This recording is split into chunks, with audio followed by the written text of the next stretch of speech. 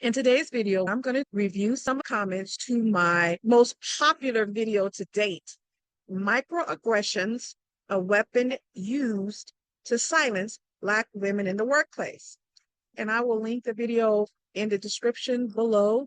Hopefully you can hear me. I'm sitting outside of my hotel room in South Africa. So this one says, I was extremely sabotaged, gaslit as new staff, and when finally speaking about it to management, I was brushed off to go resolve it myself with this person. When I approached her, she ran and hid behind the same manager requesting a formal meeting because she didn't feel safe talking to me. There we go. In the meeting, the focus was placed on me to prove her rude and demeaning behavior. Since they were microaggressions that the manager now played oblivious to, they brushed it off as me being sensitive, despite confirming he saw it prior. What was worse, and this is all caps now, what was worse was that they hid behind being people of color. And so, of course, the microaggression I experienced as a Black woman could never be related to racial bias. I got fired for simply trying to set a boundary. It was so the F word up. I spoke about experiencing discrimination at the hands of other ethnic minorities. Now, that's a whole one because there's this false sense of allyship and togetherness, and it doesn't exist. It doesn't exist. You see it now. You saw it when African Americans were asking for reparations. You saw groups of people, ethnic minorities, some of them belonging to groups that did get reparations. You see them coming out against it, right? And you might say this has nothing to do with work. It does. It has to do with a feeling that people have that as a Black person, you do not deserve and you are not worthy of respect, that there is a worth and a value placed on African Americans that's different than everybody else. And then when we speak about it and say, hey, we're not going to be disrespected, we're not going to allow you disrespecting us, we're not going to allow you to talk to us a certain way, then these people, some of them, feign, oh, I'm scared. The person's aggressive. Then they want to paint, oh, you are an angry Black woman. Well, hell yeah, a lot of times you want to be angry. You deserve to be angry because these people have been harassing you. They've been harassing you. And then when you check them, it's like you're aggressive. And what I have seen is the person who was harassed, I've seen them getting written up. I've seen that myself. There was this case where this Hispanic woman threatened to hit this Black woman in the head. The Black woman was the lead of the unit. Now, I was the manager of the unit's manager, I believe. Yeah, I think he reported to me. He did report to me at that time. It was in my section. So it comes to me and I'm investigating it. And there was some other stuff going on with this person who threatened to hit this woman that I was dealing with, some other investigations, some things dealing with her bullying some other people. But anyway, when I talked to my boss's boss about it, because we were discussing something and I explained to her what was going on and what my plan was to address it. Do you know, this Black administrator told me, you know what? Let's rotate the lead position to someone else. In other words, the Black woman who had gotten threatened to be hit in the head was going to be rotated out of her lead position because this other person threatened to hit her in the head. I saw that and experienced that myself. And when I objected to it, I became a problem because my question was, wait a minute. So you're telling me you're going to retaliate against this woman because this other person threatened to hit her in the head. Now, let me tell you the cold part about it.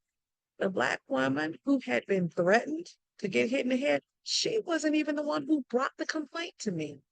It was the witnesses, witnesses with an ES, plural, that brought the complaint to me. It wasn't even the woman who was going to get hit. When I talked to her about it, she basically said she's not worried about it.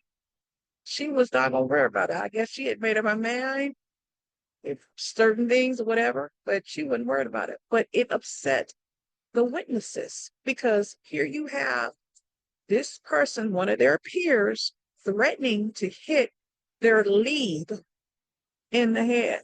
So they brought it to me. And the person that I discussed it with, a Black woman, decided that it was time to do a rotation. Now, I'm going to tell you something about this Black woman. Working with her over 15, 20 years, maybe. One of the things I noticed she always did is when it came to complaints from non-Blacks, it was handled quickly.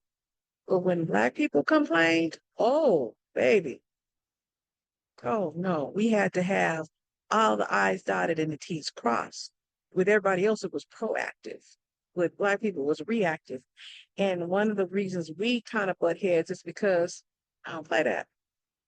Everybody get treated the same in terms of folks feeling safe. We need to support everyone, not just people who don't look like us because you want massa to say you a good administrator. Okay. So yes, that does happen. The victim of microaggressions, I have seen them reprimanded. I have seen them written up. I have even seen them transferred for raising a concern about being harassed. I've seen that, particularly if the person who harassed them is not Black. And let me tell you something else. I've seen the person who has done the harassing, particularly if they're not Black, being promoted. Okay. I've seen that. I've seen that. All right.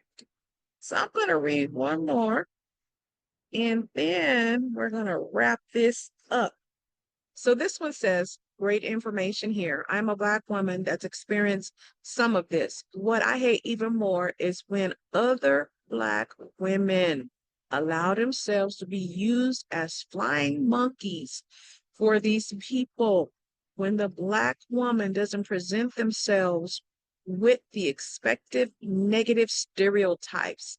Ladies, if nothing else, learn to stay on code even when you may not like the Black woman, accept that there are Black women who are not like you.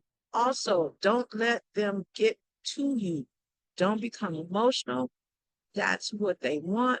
So they can point their finger and say, see, look, it's really difficult sometimes when you are experiencing sabotage, discrimination, harassment, microaggressions. It is difficult to remain composed.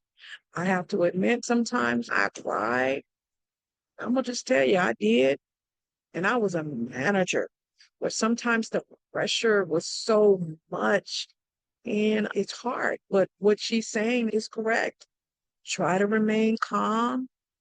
I say utilize all of the services that you have available.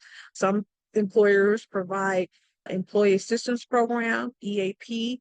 This is free to you generally. You get so many visits, and this is confidential, meaning that even though the employer pays for it, the counselor or whoever you talk to through EAP is not allowed to share the information that you discuss with them during any of your sessions unless it is something that is required by law for them to do. And you could pretty much figure out what that is.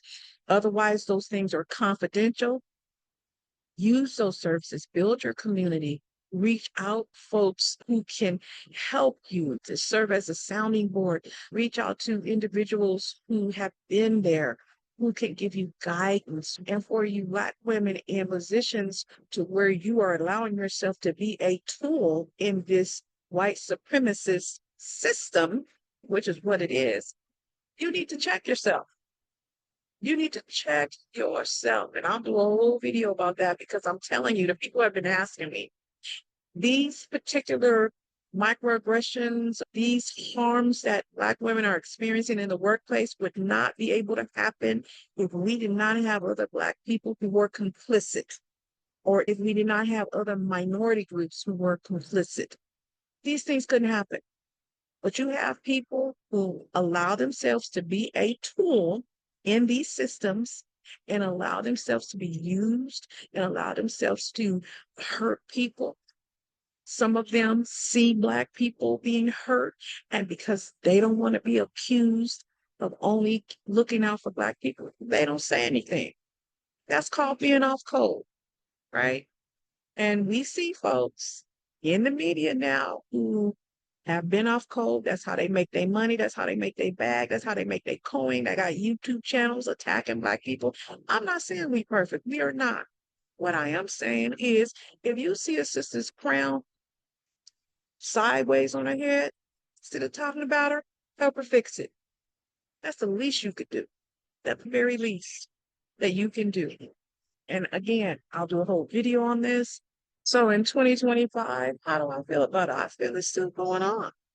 You still have people doing stuff. You still have people saying stuff. You still have microaggression going on. You still have all the things. And Black women still dealing with it. But what I encourage you all to do, one, to build your community, two, make an exit plan if you can to leave that toxic job, to leave the area. Number three, make sure, this should have been number one, document everything. Is it always going to help? I don't know. I don't know. It's hit or miss, but document everything. Get the names, the witnesses, everything. Four, set your boundaries. You have a right to be treated with courtesy, with respect. You are worthy. You don't have to prove yourself to anybody. Now, I'm not saying when you're new to the job or promoted, you don't need to do your job. You need to do your job, but you don't need to be treated any kind of way. Okay? And that's coming from me. And then the last thing that I would say is 8 on the original video. You can watch it to get all 8 of it. The last thing I would say is, you know what? Figure out what your purpose is. Some of us are young. Some of us are just starting out in the workplace. Some of us have been there for a minute, and maybe we think about making a career change. Maybe we're thinking about segueing into entrepreneurship. Maybe we think about retiring. But think about what your purpose is. What is your purpose? What is your purpose? And then look to see if your job aligns with your purpose. And if it doesn't, maybe think about some other options. Now, I know in the economy today, everybody can't get up and leave their job. Some people don't have retirement. You got to get your bag, you got to get your coins, you got to pay your bills. I get that. But what I'm saying to you is you have options. Start thinking about those options, because what'll happen is when you start thinking about those options and you figure out, hey, what my purpose is, pray on it, ask God, what is my purpose? What was I created to do? And once you know your purpose, it will be very helpful for you when you're making plans to move forward, whether it's to move up, across, or out. Figure out your purpose. If you got anything from this video, give it a thumbs up, share it with other Black women. Go look at those comments, honey. There's so many comments to that video, and I will link that video in the description box below. It's one of my first ones, so it's rough, okay? I didn't know how to edit, but check it out. All right, well, I will talk to you all soon. God bless you. God keep you. Bye.